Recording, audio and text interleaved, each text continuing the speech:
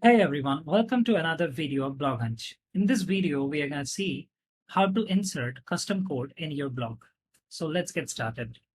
The first thing we need to do is go to the dashboard, and from here, let's move to the settings and finally the code inject.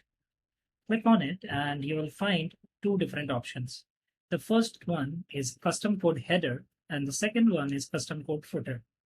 So whatever you add here in the custom code header is going to get added before the closing head tag in your HTML. Whereas whatever you add in the custom code footer should get added before the closing body tag in your publication. Now let's start by putting some code right here. And for this one, let's add some CSS.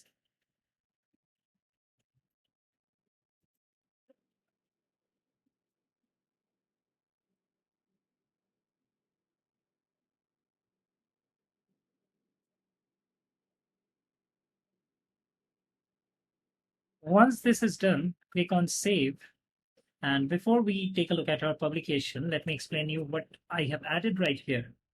The first one we have is a style sheet, and this should change the background color of the entire website to be green. And then in the custom code footer, we have added one function that should display an alert box with the text, hello, I'm an alert box. And this is going to call it by itself. So as soon as the page loads, this pop-up should trigger. Okay, now everything is saved. Let's take a look at our blog. Here you go. So this is displaying the message that we have put in the alert, and the blog background right now is green.